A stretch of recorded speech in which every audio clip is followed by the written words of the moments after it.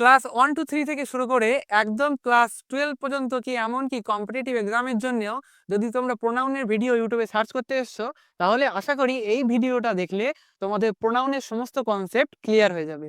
আশা করি মন দিয়ে ভিডিওটি দেখবে, স্কিপ করবে না। তাহলে চলো প্রোনাউন কি জিনিস এবং প্রোনাউনের ক্লাসিফিকেশন, এক্সাম্পল এবং কেমন প্রশ্ন পড়তে পারে পরীক্ষায়, সমস্তটা আমরা এই এক ভিডিওর মধ্যে দেখে নেওয়ার চেষ্টা করি। Ram is a good boy. Ram is a student. Ram reads in class 10। Ram ভালো ছেলে। রাম একটি ছাত্র। রাম ক্লাস 10-এ পড়ে। কথাটা শুনতে কেমন একটা লাগছে না? বারবার এই রাম রাম রাম এক কথা বারবার বলে যাচ্ছি। তাহলে দেখো, যদি এমন ভাবে কথা লিখতাম, Ram is a good boy, Ram একটা ভালো ছেলে। He reads in, he is a student, সে একজন ছাত্র। হি রিডস ইন ক্লাস 10, সে ক্লাস 10-এ পড়ে। তাহলে এইটা বেশি শুনতে ভালো লাগছে না? তাহলে আমরা কি করি, বারবার নাউন কথাটি ব্যবহার না করে আমরা তার বদলে যে ওয়ার্ডটি ব্যবহার করি তাকেই বলি প্রোনাউন। তাহলে প্রোনাউন কাকে বলে? নাউনের পরিবর্তে যে ওয়ার্ড ব্যবহার করি তাকে প্রোনাউন বলে। নাউন আমরা আগের ভিডিওয়ে পড়েছি, যে কোনো নাম বোঝালে নাউন হয়। যদি বলি রাম এখানে এসো, রামকে এখানে না ডেকে বলতে পারি তুমি এখানে এসো। তাহলে রামের নামের জায়গায় তুমি কথাটা ব্যবহার করলেন না, তাহলে এটি একটি প্রোনাউন। তাহলে নামের জায়গায় যে ওয়ার্ডটি ব্যবহার করা হয় সেটি হলো প্রোনাউন। হি মানে সে। রাম শ্যাম যদু মধু তারা আজকে আসেনি, তার জায়গায় বলতে পারি কি তারা আজ আসেনি। তাহলে কি নামের পরিবর্তে ব্যবহার করলেই কিন্তু প্রোনাউন। আশা করি প্রোনাউন কাকে বলে বুঝতে পেরেছো। আজ আমরা বলেছি যে প্রোনাউন নিয়ে সমস্ত কনসেপ্ট ক্লিয়ার করব। দেখো প্রোনাউনের কতটি ক্লাসিফিকেশন এখানে আছে।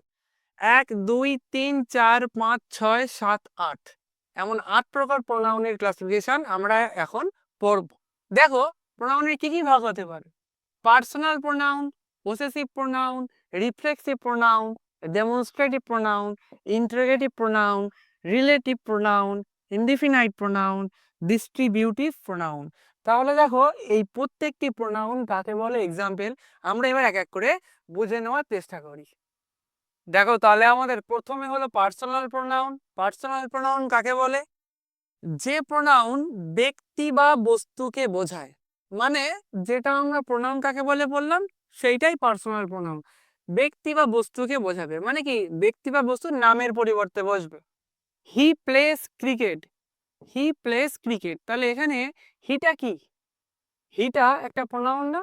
এটা কি পার্সোনাল প্রোনাউন, কারণ এটা ব্যক্তির জায়গায় এটি বসেছে। দে আর স্টুডেন্টস। দে, তাহলে এগুলি কি?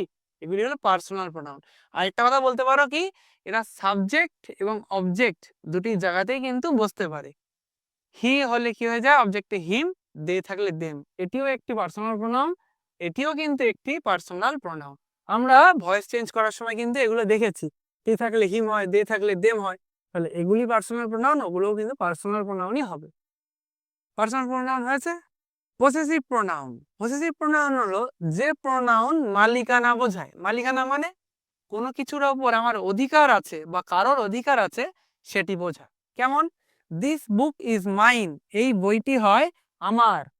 তাহলে এই মাইনটি একটি পসেসিভ প্রোনাউন। কেন, দেখো এই বইটির ওপরে আমার কিন্তু অধিকার আছে, কোনো জিনিসের ওপরে আমার অধিকার থাকা বোঝাচ্ছে, তাই এটি পসেসিভ প্রোনাউন হবে, mine. The house is ours, বাড়িটি আমাদের, তাহলে আমাদের সবার এই বাড়িটি, তাহলে বাড়িটার উপর আমাদের সবার অধিকার আছে।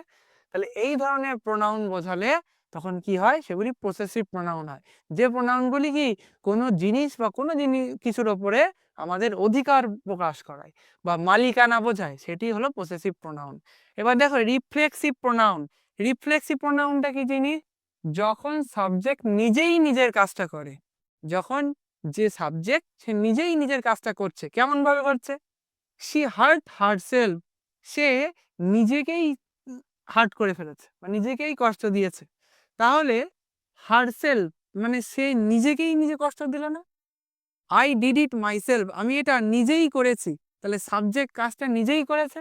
তাহলে হারসেলফ মাইসেলফ এগুলি কি? এগুলি রিফ্লেক্সিভ প্রোনাউন। সাবজেক্ট যখন নিজের কাজটা নিজেই করে তখন সেগুলি কি হয়, রিফ্লেক্সিভ প্রোনাউন হয়। হারসেলফ, মাইসেলফ, দেমসেলফ এগুলি সবই রিফ্লেক্সিভ প্রোনাউন। 4 নম্বর ভাগটি হলো ডেমনস্ট্রেটিভ প্রোনাউন। ডেমনস্ট্রেটিভ প্রোনাউন কি জিনিস? যা কাছের বা দূরের জিনিসকে বোঝায়। দেখো, দিস ইজ মাই পেন, এই পেনটি হয় আমার। এটা কাছের একটা জিনিসকে বোঝানোর জন্য দিস কথাটা ব্যবহার করি তো। দোজ আর ম্যাঙ্গোস, ওইগুলি হয় ম্যাঙ্গো। তাহলে দূরের জিনিসকে নির্দিষ্ট করে বললাম না? ছোটবেলা আমরা পড়েছি দিস, দ্যাট, দোস। তাহলে এগুলো কি কোনো কিছুকে নির্দিষ্ট করে কাছের বা দূরের জিনিসকে বোঝাতে সাহায্য করে। এই দিস, দোস এই ধরনের প্রোনাউন গুলোকে বলা হয় ডেমনস্ট্রেটিভ প্রোনাউন। ডেমনস্ট্রেটিভ প্রোনাউন খুবই সোজা, বোঝা গিয়েছে।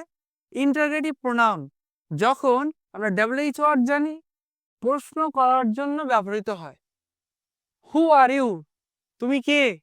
তাহলে এখানে হুটা কিন্তু একটা ইন্টারোগেটিভ প্রোনাউন। এগুলি এক একটি প্রোনাউন।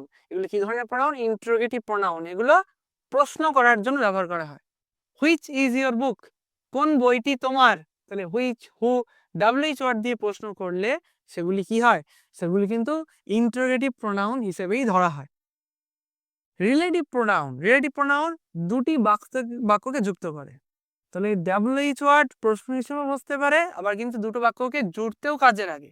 যখন WH ওয়ার্ড দুটো বাক্যকে জুড়তে কাজে লাগবে তখন তার নাম হয়ে যাবে রিলেটিভ প্রোনাউন। আর যখন কোনো WH ওয়ার্ড দিয়ে প্রশ্ন তৈরি করব তার নাম হয়ে যাবে ইন্টারোগেটিভ প্রোনাউন। রিলেটিভ প্রোনাউন কি? দেখো, the boy is playing, he is my brother.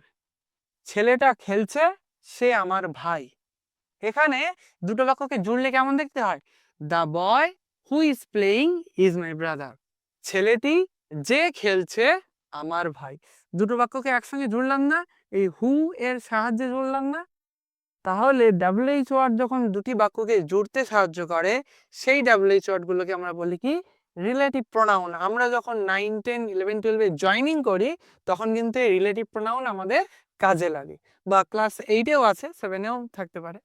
Relative pronoun তাহলে বোঝা গিয়েছে দুটি বাক্যকে কিন্তু জুড়তে সাহায্য করে। আমরা প্রোনাউনের শেষ দুটি ভাগ এবার দেখে নেব।